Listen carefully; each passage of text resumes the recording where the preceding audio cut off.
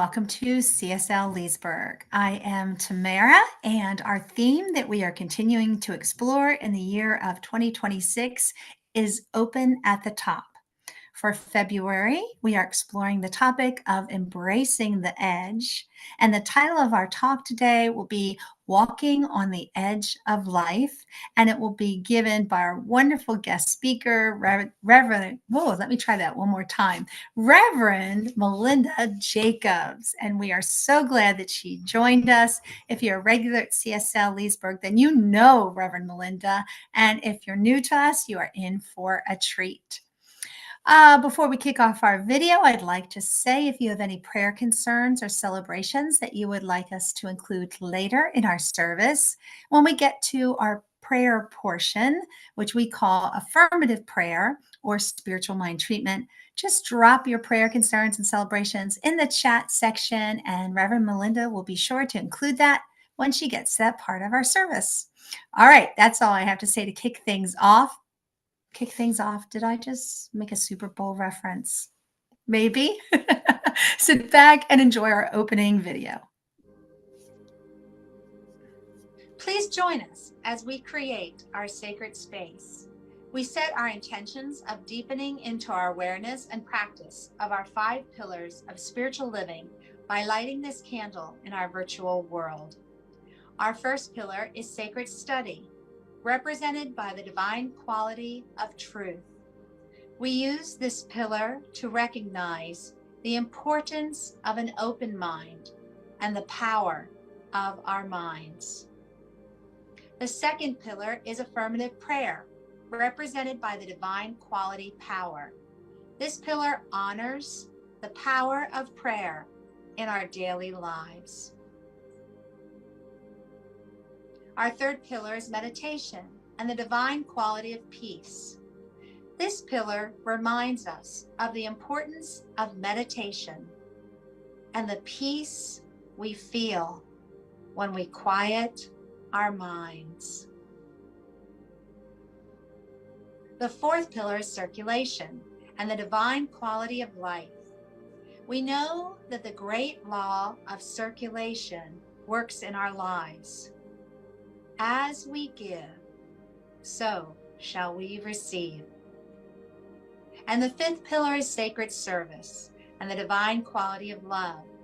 This pillar affirms our call to be of service to our world as we see through the eyes of love. Let us close our eyes as we bless this sacred space and our time together. As we weave each of these pillars of spiritual living into our service today, may they deepen our own spiritual practices of study, prayer, meditation, circulation, and service, expanding our minds and our hearts to the 5 divine qualities of truth, power, peace, life, and love. We also bless everyone who made our service possible today and everyone in attendance. May the energy of love that is generated here bless everyone abundantly, and so it is. And so it is. All right, folks. Like I told you, we have our guest speaker, Reverend Melinda Jacobs, with us today. And let me tell you a little bit about her. You can follow along on the screen if you can see that. She is a certified clinical hypnotherapist, and she has been assisting people who are working through the healing process as they work their way through trauma. And she's been doing that for over 15 years. She will guide you through this transformative journey with compassion and expertise. And I have to add in that she's a regular companion for me as I make my morning commute. And I'm making her laugh because she is on Insight Timer. And I love, love, love as I back out of the driveway, Reverend Melinda, I hear your voice saying, "Hello, beloved." And that starts my meditation and starts my drive to work.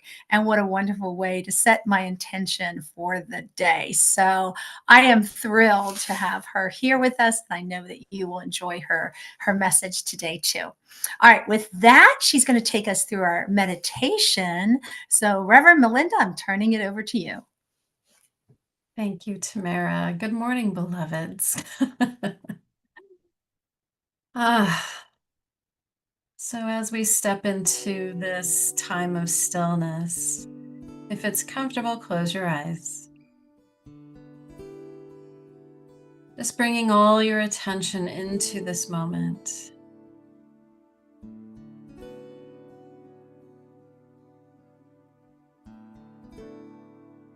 This sacred time of stillness allows us to connect more deeply to ourselves and to that sacred life that lives within us.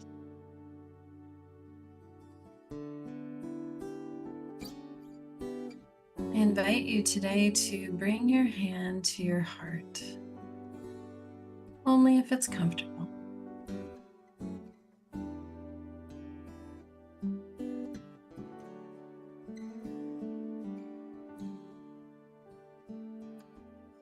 And just know and recognize that just beyond your palm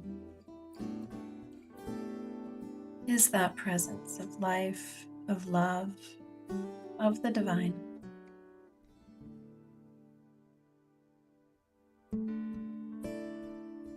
Allow the breath to soften and even itself out.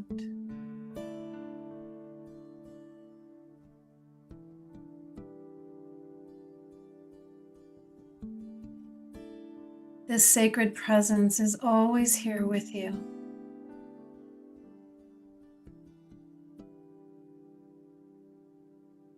With it comes all that you could ever need to know.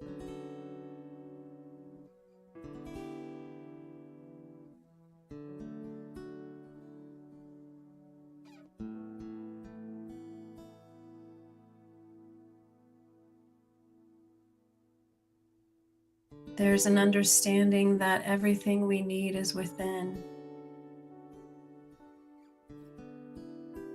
And it's right here, just beyond your palm.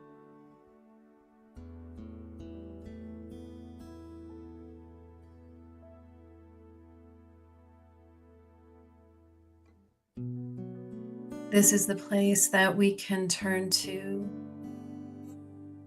when we feel scared.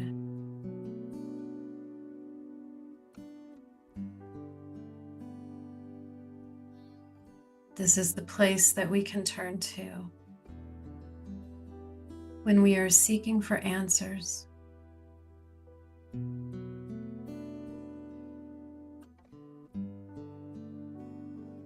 And this is the place that we turn to touch into that infinite source of love.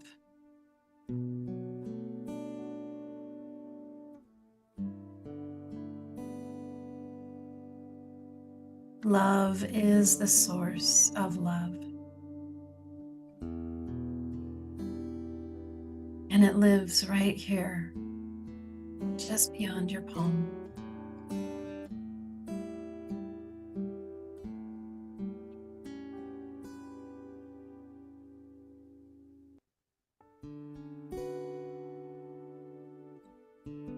And so whatever may be weighing on your heart, whatever may be challenging you personally, collectively,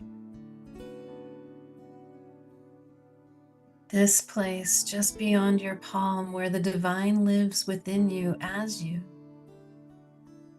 is the place to turn to.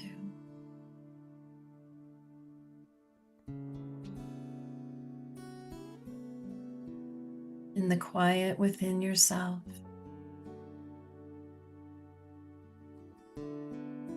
in this sacred stillness,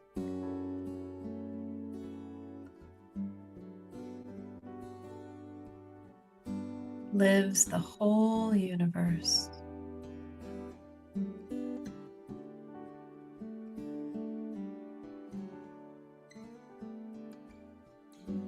And so we're asked to rest into this place.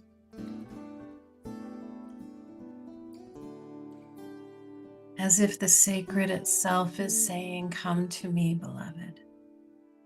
Be loved, my beloved."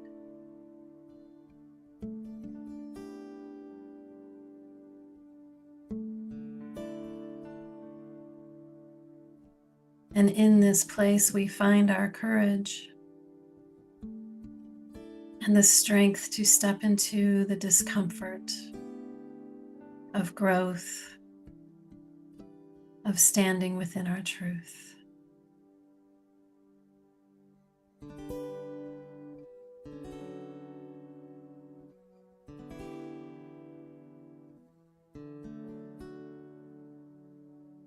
Never should we feel that we are doing anything alone.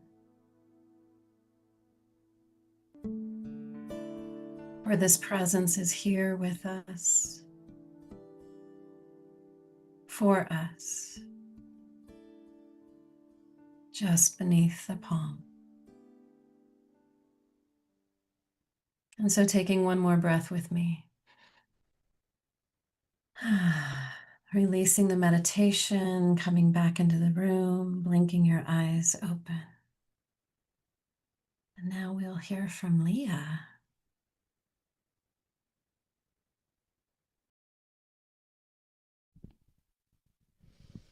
Good morning. Your morning, good morning, my afternoon. So echoing Reverend Melinda's meditation, let's continue to feel the presence of life.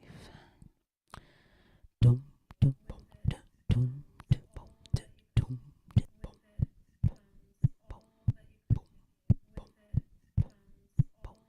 dum, dum. Feel the presence of life. The divine presence of life. Feel the presence of life. The divine presence of life. Feel the presence of life. The divine presence of life. Feel the presence of life. The divine presence of life. Feel the presence of life. The divine presence of life. Feel the presence of life. The divine presence of life. Feel the presence of life. Feel the divine. Can you feel the presence of life? Can you feel the presence of life? Can you feel that divine? Can you feel the presence of life?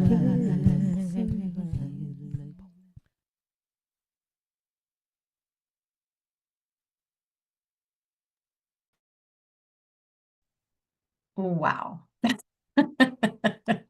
Just wow. What I love and appreciate about Leah is this incredible gift that she has to create beauty and the music and to let us see the layering. And I think that is such a beautiful example of the world that we live in and how spirit itself just layers and layers and layers all the good and all the beauty and all the music and all the wisdom. Thank you again, Leah. Good morning. My name is Reverend Melinda, and it's always my honor to be here with this beautiful community. Let's start with a question. What does it look like to live your truth when it feels risky or uncomfortable? We are talking today about walking the edge of life. And this month is about embracing the edge. And when I think about this theme, I think of all the brilliant ideas I've had, and then I've secretly kept them to myself. And all the times I've had a thought or an opinion, and I shrunk away for fear of all the things. So I'm going to start with a reading from Howard Thurman, The Inward Journey. And I'm going to read it slow, intentionally, because the first time I read it, it didn't land. So he writes in a particular way that it just took my mind some time to really understand. So take a breath with me. Howard Thurman says, "It is a world-shattering disclosure that the stream of life is a single stream, though it takes various forms as it spills over into time and space. This disclosure is made to anyone whose discipline sends them on high adventure within their own spirit, their own inner life. By prayer, by the deep inward gaze which opens the eyes of the soul.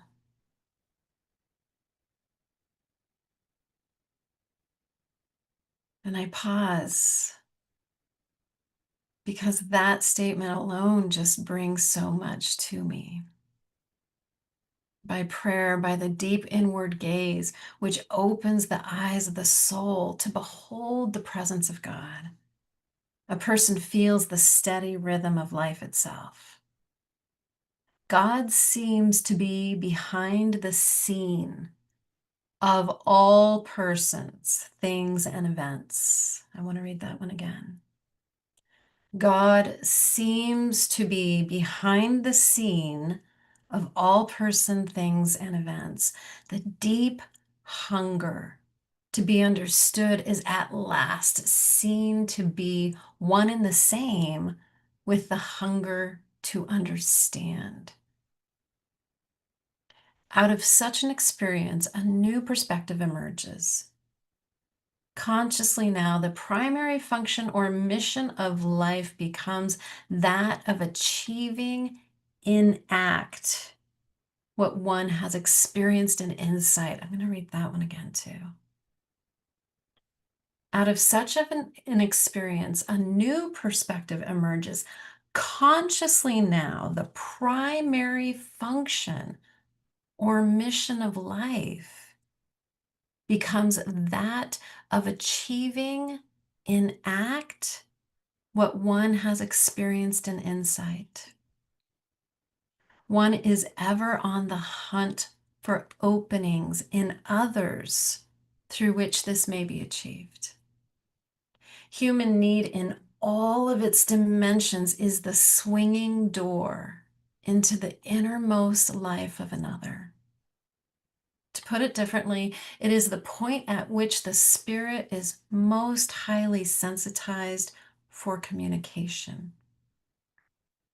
If a person is moved from within their own spirit to do the deed of ministering to the need of another, and if the need of another is the point at which the spirit is most highly sensitized to communication, then it follows that the good deed is a meeting place for the mingling of one life with another. It's so beautiful. It follows that the good deed is a meeting place for the mingling of one life with another. What a person has experienced in insight, they achieve in the deed. What a difference giving makes now. It is no longer an offering merely of money or time or services viewed as a sacrifice or a cause for merit, recognition, or glory. It is a simple sacrament involving all of a person as their spirit moves through the swinging door of need into the very citadel of another's spirit. That's Howard Thurman from The Inward Journey. That passage alone is so powerful to me because I think that what I've experienced personally and through many other people that I've had conversations with about studying Ernest Holmes and Science of Mind and Thomas Troward and Neville Goddard and all these amazing New Thought teachers, Emma Hopkins, is that there's so much inspiration that comes, and how many of us actually take it into action? How many of us actually really move it into that practice of finding connection with others? I've recently discovered uh, this group. It's called Authentic Relating, and they call it circling. And I'd never heard of it before I moved here to Arizona, and I can't believe I've missed it. And if you haven't experienced it yourself, look for it, because I bet you can find it in your communities. Authentic Relating. And it's all about finding connection. And in the practices that we do as games, what happens is we slow the conversation down.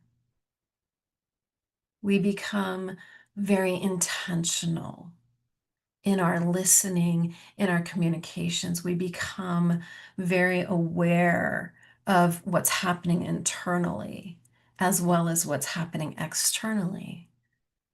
But it happens because we slow it down. Our world is moving fast. Did you notice?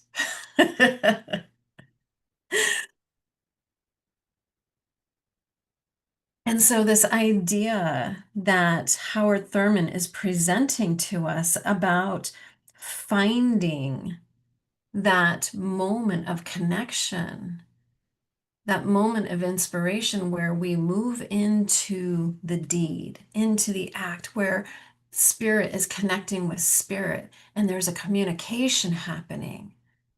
That's a powerful, powerful thing. And yet, we don't do it. Not often. Maybe not often enough. And so, what is it? What is it that holds us back from that edge, from stepping into that place of authenticity, that place of vulnerability? And I think that's exactly what walking the edge is all about, right? It is about recognizing within ourselves that there is something deeper than our ego mind. There is something just beneath our palm. I love that statement. That's a Dr. Joe Dispenza thing, by the way. Give him a little credit. Just beneath our palm. And that recognition that that presence is living, breathing you, that you're an extension of it. And how many times a day do we actually remember that? I know for me, I forget all the time. I think it's just me, Melinda, in here having my own little Melinda quirky world. And I forget that that presence, the I am, is what's here. And it's what's moving, and it's what's inspiring me to do the things that I do when I allow it, right? Our egos, our little small s selves can get in the way. And it can hold us back.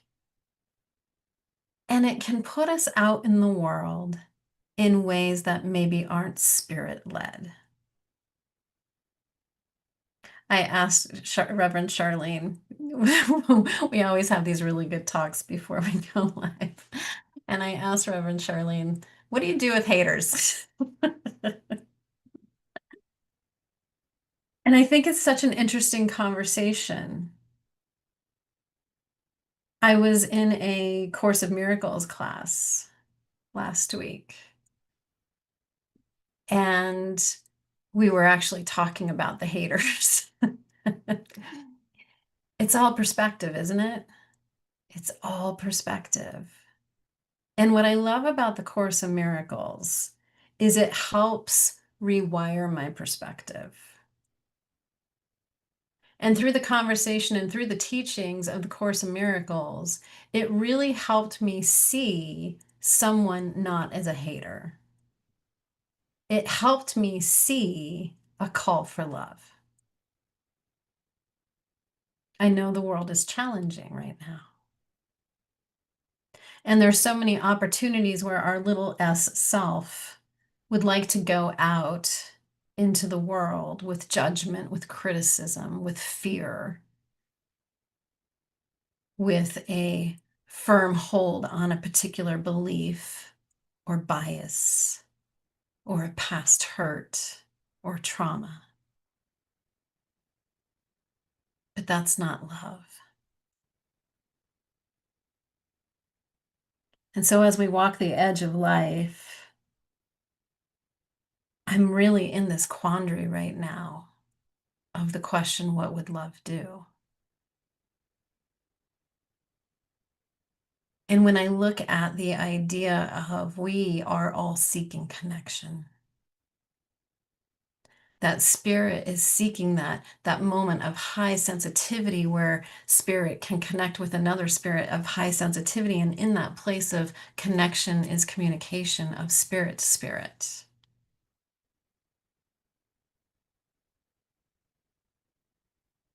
And so walking the edge of life, the teachings of science of mind tell us that what we think, what we feel, what we believe is what we're creating.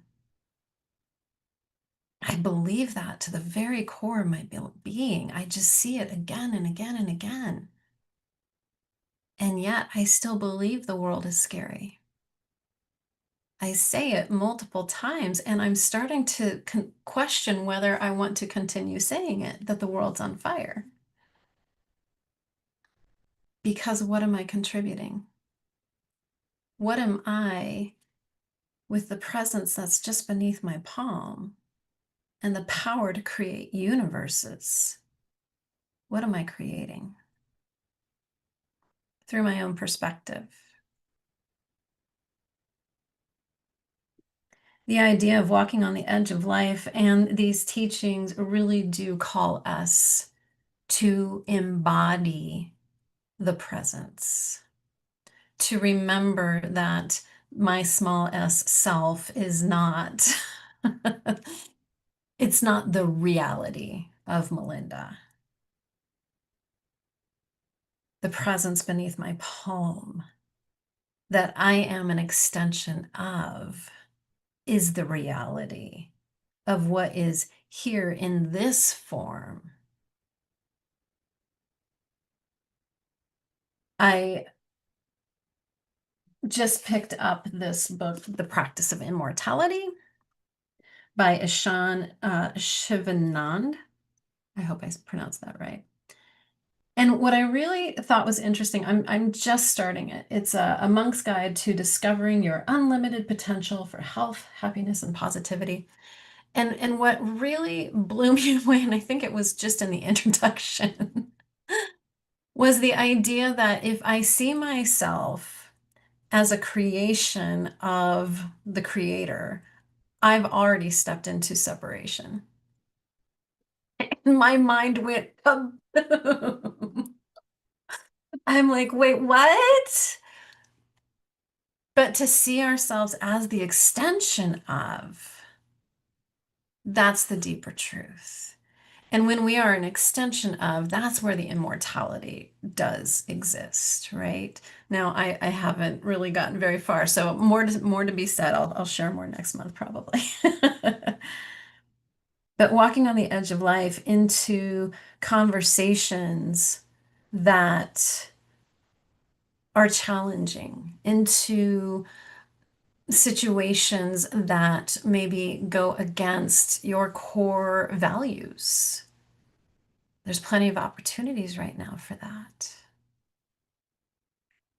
And what do we do and what do we say in the moment? And how do we be? How do we be the presence beneath our palm more than the capital S self. I went to a community meeting yesterday, and there's this tradition of sharing a joke. I will do my best to share this joke. Uh, three old men died and go to heaven and are met by St. Peter. And they're welcomed in to heaven, and St. Peter says, but there's one thing. It's like, you can't step on the ducks. There's lots and lots of ducks, because God loves these creatures. They are sacred creatures. Do not step on them. And that was the only thing. That was the only rule of going into heaven. And so the first man instantly, because there's so many of them, accidentally steps on a duck. And St. Peter brings, and this is the joke, so just take a breath with me because I reacted to this. So St. Peter brought an ugly woman and handcuffed her to him as punishment for stepping on the duck. And there's chuckling happening in the room. And then the second man, a few months later, same thing, duck, handcuffed, ugly woman. And then the third man, being very, very, very careful to not step on ducks. One day, St. Peter comes and handcuffs a beautiful woman, gorgeous, blonde, young, vibrant, voluptuous. And he's like, well, I don't understand what's happened. I haven't stepped on a duck. I don't understand this. And the woman says, well, I did. So if you didn't see Tamara's face, she just went, oh. And yes, that's cute and that's funny, but I couldn't find anything funny about it. Not because I don't have a sense of humor, but because I have a deeper sense of what's sacred and holy. And because I see certain messages that are trolling around in our collective mind that devalues people based on how they look, as if it were to be punishment to be with someone that society considered ugly. And it hurt my heart. Did I speak up in the moment? I did not. I wouldn't know what to say. But I did have an opportunity later to stand in my truth. And I went out to lunch with someone who was there, and she said to me, she goes, you didn't seem to really enjoy the joke. And she thought it was because it was a religious thing. She's like, well, I thought it was because, you weren't, all about heaven and all. I'm like, no, I love the idea of heaven. And I love the idea of the pearly gates and all of that. I don't know that I subscribe or believe in it, but I love the idea that there is this place of beauty and peace and welcoming and openness and this sense of, come, beloved, come be with me. Be in the home, in the house of the divine. Like, I love that idea. But the idea that value is placed on youth and what is this perceived beauty, I just didn't want anything to do with it. And I was able to at least speak that truth in that moment in a way where it felt like a risk. It felt like maybe this is something I shouldn't be saying. It won't be well received. And in some way it wasn't. And that's okay. And so what I really want you to walk away with today is this question. What does it look like to live my truth when it feels risky or uncomfortable? What are you willing to speak up and out against when it hurts your heart?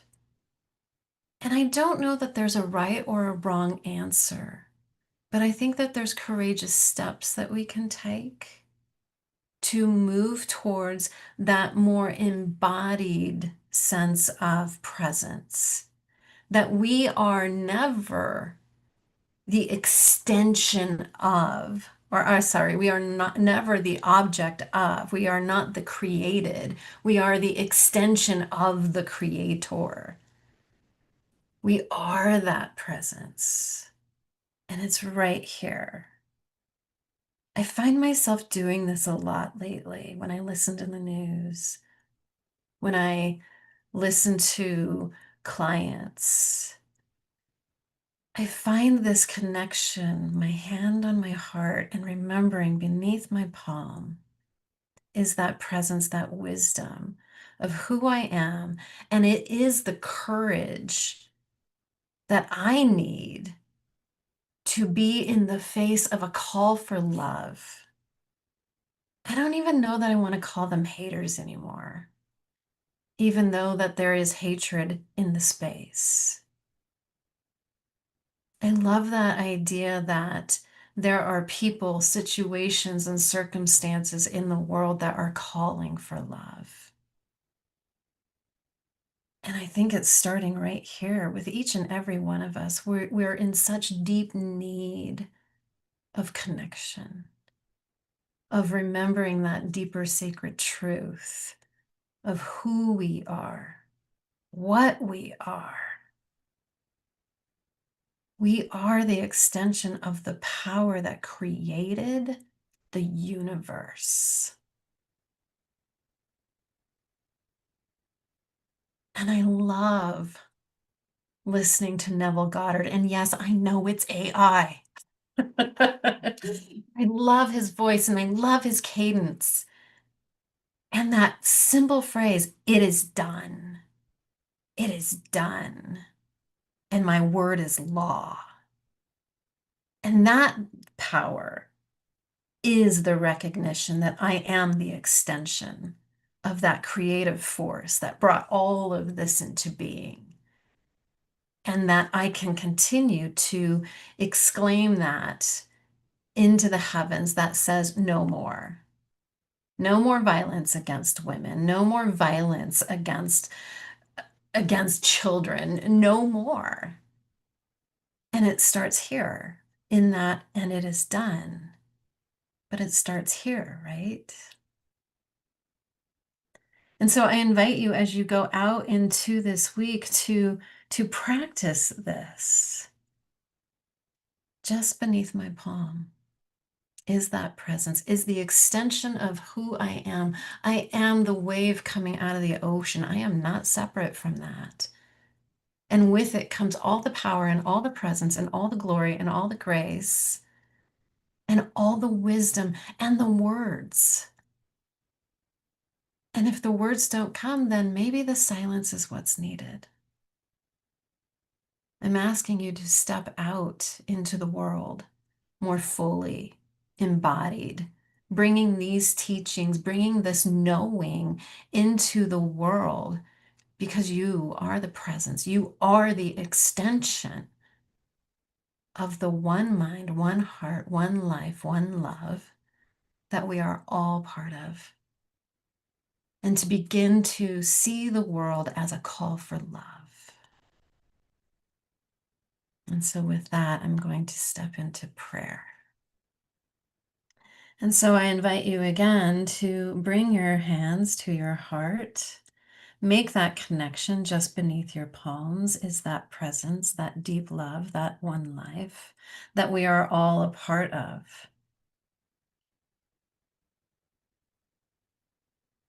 And even though it's hard to comprehend, I do recognize and I see that presence in a sunrise. I see it in the burst of a flower. I see it in the expanse of the canyons. I see it in the kindness of a simple hello. I see it all around me. At the back of all things is this presence, this one life. It is beauty. It is love. It is kind. And what I know is true is it is in the back of all situations. It is in the center of all beings. That every cry for love is an opportunity for us to stand in that place of remembering a deeper truth of who we are and what we are standing in front of. How wonderful it is to recognize this presence. What I know and affirm is this divine presence is in, through, and around all things, no matter how they appear, no matter how disconnected, how misaligned. I know and affirm that the presence of God, of love, of the divine, of the holy, of the sacred is right where I am, right where we are in the midst of it all. And with that, I know is the perfect blueprint of health, well-being, inclusivity, kindness, caring, opportunity, connection, love. And I know for each and every one of us that truly every prayer is answered with yes. And I'm so grateful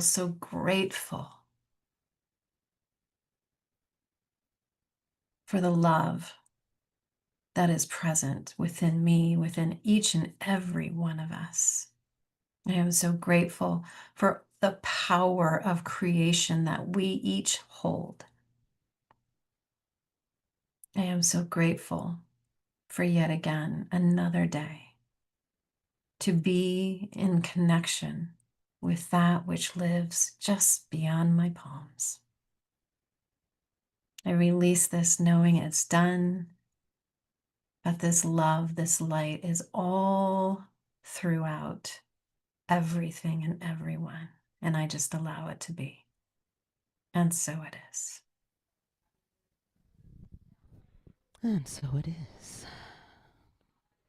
I'm going to try something different.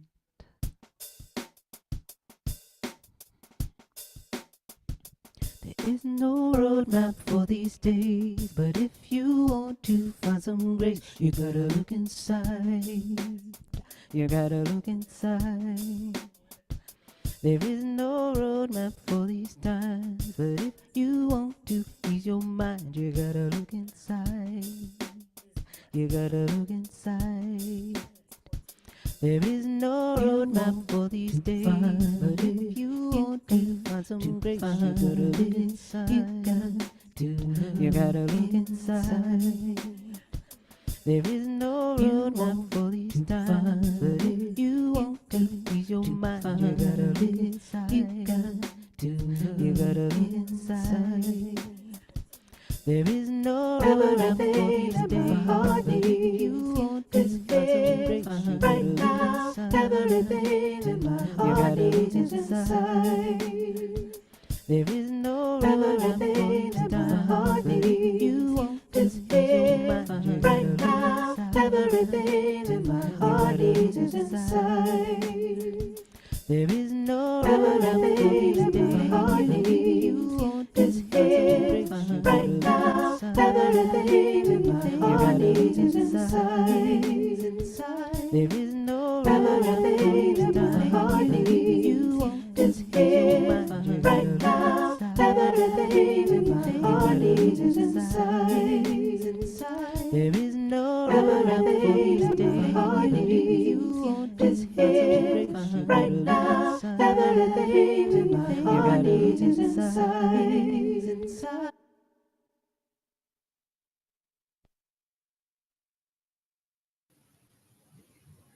All right. Thank you so much, Reverend Melinda, and thank you, Leah. Reverend Melinda, when you were talking about putting your palm on your heart, I don't know how much you're following the Walk for Peace, but they're currently traveling through Virginia and they're going to arrive at Washington, D.C. Yes, on Tuesday, I think is what the schedule is. And I was listening to a portion of one of the gentlemen who's like a leader of this, and he was talking to a crowd in Richmond. And the first thing he did was take him through a meditation. And he said, take your hand, put it on your heart. Put it on your heart. And he was telling them, just like the words in Leah's song, you got to look inside. You got to look inside. And I don't know how much you're following this, but thousands of people are going out to witness this walk for peace. And if you want the good news, if you want to, when you're searching through the news and you say, where's the good news? We've talked about the shift. And here's a very visual example of the shift that is happening and the number of people that are awakening, getting some insight by seeing what these gentlemen are doing.